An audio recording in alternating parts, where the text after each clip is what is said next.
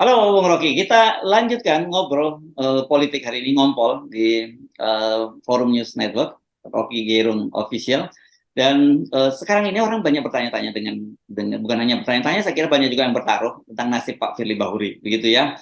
Apakah kali ini Pak Firly Bahuri bisa lolos atau tidak gitu? Karena kan terbukti berkali-kali Pak Firly itu sebenarnya menghadapi persoalan etik dan bisa lolos, bahkan bukan hanya lolos, tapi dia kembali ke KPK dan kemudian menjadi ketua KPK. Jadi orang bertanya-tanya nih, siapa yang di belakang Firly Bahuri itu?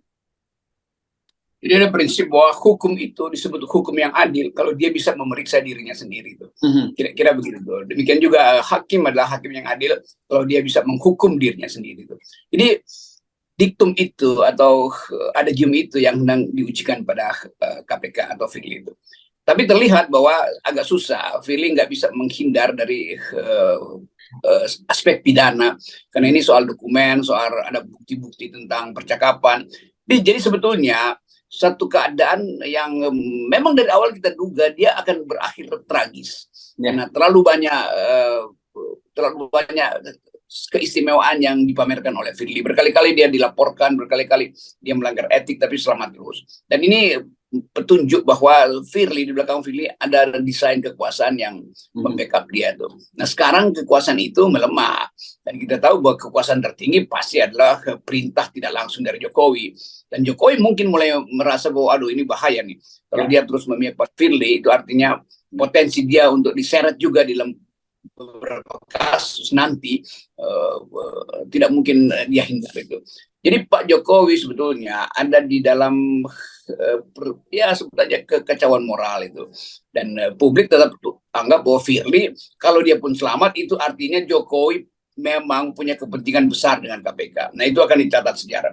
Jadi ini bukan sekedar pidana tapi pertanggungjawaban Jokowi kenapa Firly nggak bisa ditangkap, kira-kira begitu nanti pertanyaan di ujung nanti mungkin menjelang 2024 akan ada pertanyaan kenapa Firly nggak bisa ditangkap Pak Jokowi, kan Anda adalah atasannya Pak Firly. Oh ini menurut prosedur hukum, ya prosedur hukum itu dengan mudah diterangkan bahwa untuk membuka prosedur hukum itu jangan proteksi Firly, kira-kira itu kan. Ya.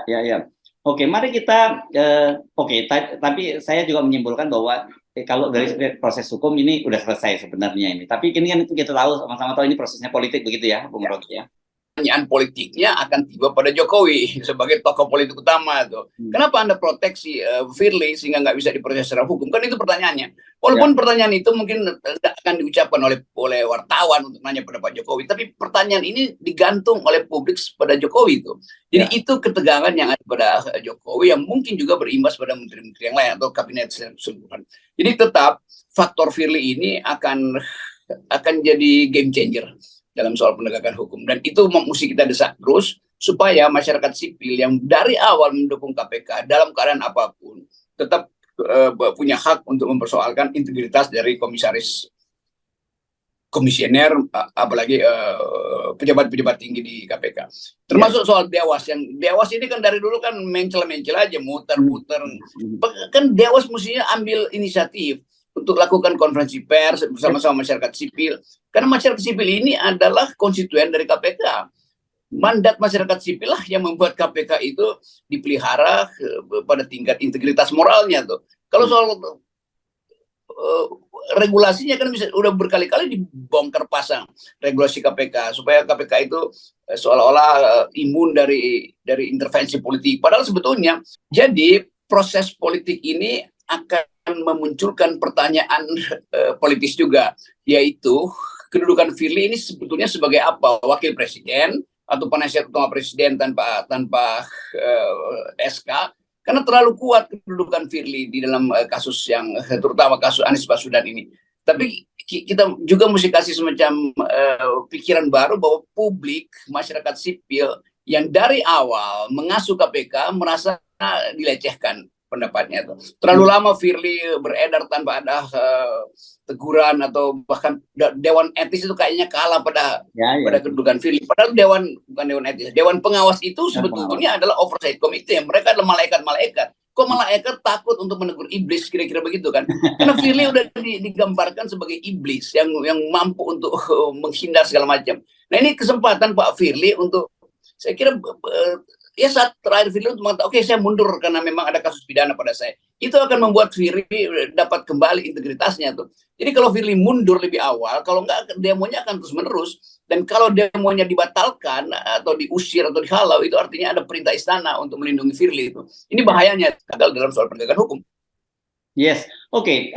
Benar juga kemarin memang para mantan pimpinan KPK itu ada Abraham Samad, ada Saud Situmorang, dan ada penasihat KPK Bang Abdul Hayha Mahwa, juga Denny Indrayana, mantan Wamenkumham.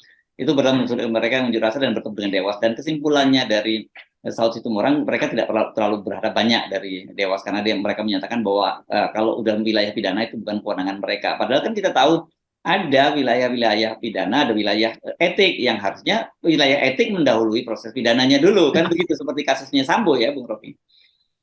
Ya itu, ini Dewas ini kayak orang gak ada otak, Pak. Kan dia justru paham ada masalah etik yang samar-samar, walaupun samar-samar, tapi karena nggak bisa diucapkan oleh publik atau media massa, nggak bisa terangkan masalah etisnya, mestinya dia yang berinisiatif untuk mempersoalkan masalah etis itu. Jadi sekarang Dewan Pengawas itu jadi pengecut juga, ini kan masalah pidana. Loh, bukan masalah pidananya, bahwa secara etis saudara Firly itu berkali-kali dilaporkan pada Dewas. Firly dipandang oleh publik sekarang betul-betul kekurangan integritas untuk memimpin KPK. Orang kan pemimpin KPK itu pertama-tama dia mesti secara moral dia clear tuh. Nah ini dengan mudah terlihat bahwa ini ada pelanggaran etis. Kenapa? Karena aspek politiknya dipaksakan pada kasus Anies Baswedan. Jadi itu intinya tuh. Nah kita mau ini sekaligus Dewas dibubarin aja tuh, karena dia nggak paham fungsi dia tuh. Etika itu first, ethics first. Jadi periksa dulu secara etis. Kalau terjadi dilimpahkan pada pidana, ya baru Dewas bilang kami udah periksa etisnya, ada masalah memang, silahkan periksa pidananya. Atau pidananya nggak ada tapi etisnya ada tuh kan, mestinya Dewas itu bekerja mendahului proses pidana tuh. Yes, oke. Nah, tapi mari kita berhitung ya dengan gambaran situasi yang sekarang ya, Bung Rocky. Kalau beberapa waktu yang lolos itu karena Firly itu bahkan di backup oleh Mabes Polri sendiri. Kita bisa sampaikan begitu karena setelah selesai post factum itu kita bisa analisis waktu itu dia juga dijatuhi hukuman berat, harusnya disiplin berat, pelanggaran berat di waktu dia menjadi divisi penindakan. Tapi kan kemudian malah ditarik oleh Mabes Polri dan dipromosikan menjadi Kapolda Sumatera Selatan, dan kemudian pada tahun yang sama dia ikut tes pimpinan KPK dan menjadi ketua KPK. Tapi kali ini kan berbeda. Satu, dia jelas berkonflik dengan Pak Listio Sigit berkaitan dengan Brigjen Endar. Di internal ini juga kelihatan sekali dia sudah kehilangan sama sekali. Saya kira grade-nya sudah kehilangan. Bocornya audio rekaman percakapan misalnya, kemudian ketika walk out dan sebagainya. Yang lebih parah itu kemarin yang percakapan antara Kepala Biro Hukum dengan penyelidik, itu kan itu menunjukkan bahwa ya dia sudah nggak dianggap. Jadi Firly pun di dalam sudah tidak dapat support. Jadi itu poin kita tuh, kepemimpinan etisnya aja udah hilang. Kalau orang walk out artinya leader, sebagai leader dia udah nggak dianggap. Yes. Dia dianggap sebagai dealer, tukang ngatur-ngatur kasus kan. Jadi Dewas mesti pahami itu. Karyawan sendiri walk out artinya ada sesuatu yang berbahaya secara etis di dalam rumah tangga KPK. Ya. Bayangin satu keluarga, anak istri segala macam itu ninggalin bapaknya tuh, di rumah itu, bapaknya mau bilang apa itu?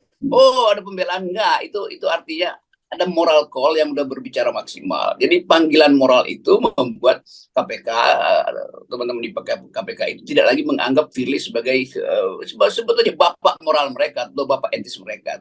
Sehingga mereka, kalau kepercayaan udah hilang, ya hilang seluruh kapasitasnya kan. Kan cuma itu dasarnya itu. Jadi sekali lagi kita lihat bagaimana Firly itu siksak terus dari awal, kontroversi waktu. Jadi KPK di backup oleh ada tim yang namanya apa namanya itu, yang fit and proper test itu, panitia ini semua LSM dari situ, lembaga-lembaga survei diarahkan. Nah sekarang semua itu hilang dan semua itu diingatkan lagi memang dari awal itu hasil transaksi politik kan, bukan karena pemeriksaan. Tinggal sementara Jokowi sendiri legitimasinya makin hancur kok. Jadi itu intinya tuh.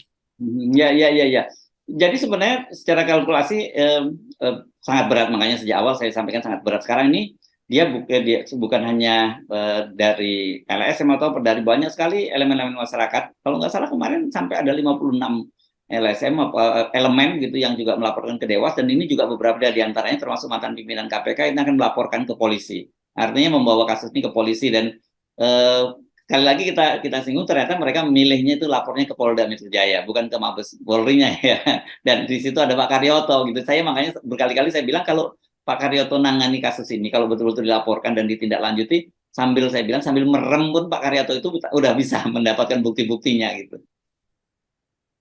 Ini bahayanya. Saya ngomong dengan beberapa peneliti asing yang kadang-kala mereka berpura-pura sebagai peneliti padahal sebagai jurnalis, bertanya soal itu. Ini impact-nya apa nanti pada demokrasi Indonesia? Impact-nya apa sistem hukum yang koruptif? Jadi kan itu. Jadi kita mesti bayangkan juga mata internasional datang ke Indonesia untuk lihat kasus-kasus itu menjelang pemilihan presiden. Dan itu yang membuat kita menganggap ini orang-orang ini nggak paham bahwa dunia ini terbuka lebar. Semua hal yang bersifat pelanggaran etis itu akan dicatat di dalam sistem yang sedang mengupayakan kebersihan politik, sehingga investor asing itu hanya melihat apakah sebuah negeri itu bersih secara hukum, stabil secara politik. Kalau ini nggak bersih secara hukum, nggak stabil secara politik, maka nggak akan ada yang masuk ke Indonesia untuk investasi. Jadi paket ini yang justru mesti diterjemahkan sebagai upaya untuk membersihkan KPK, sekaligus upaya untuk mempromosikan bahwa Indonesia itu potensial untuk kembali dihargai oleh dunia internasional. Yes, jadi sebenarnya sekarang ini memang nggak salah kalau kemudian jadi bahan tebak-tebakan, bahkan bahan pertaruhan gitu, Bung Rocky. Karena sebenarnya kalau dengan analisis biasa, pasti kita akan milih, kita kalau bertaruh, ini kan kita nggak biasa bertaruh. Kalau kita bertaruh pasti akan milih bahwa Pak Firly harusnya kena ini kasus kali ini ya, lolos, nggak bisa lolos gitu. Tapi kan banyak faktor-faktor lain yang jadi pertimbangan. Kemudian bagaimana nasib Firly ke depannya itu, dan tapi dari situ tadi nanti dari bagaimana nasib Firly pun kita tahu sebenarnya di mana posisi negara dalam hal ini. Nah itu pentingnya, di mana posisi negara, di mana posisi kepala negara, kan itu kan. Ya, Jadi seandainya kepala negara berupaya untuk proteksi Firly, oh iya, Firly mungkin senang, tapi setelah 2024 yang tinggal 8 bulan, Firly akan dipanggil kembali oleh pengadilan kan. Karena proteksi politik kan cuma 5 tahun sekali itu. Dan ini di ujung kepemimpinan Pak Jokowi mau cari proteksi politik apa? Dari presiden yang udah jadi bebek lumpuh, lemda, kan nggak ada gunanya tuh. Endorsement power Pak Jokowi mungkin tinggal 2% lah. Kalau kita masih bisa percaya bahwa mungkin udah negatif, bahkan walaupun lembaga survei, wah Jokowi masih dipercaya oleh 80 atau 90%, itu gila, itu too good to be true. Jadi sekali lagi ini adalah situasi yang sering kita sebut the beginning of the end. Yes, oke. Baik. Terima kasih Bung Rocky. Tetap 0%. Nol lagi. Oke, thank you. Yo.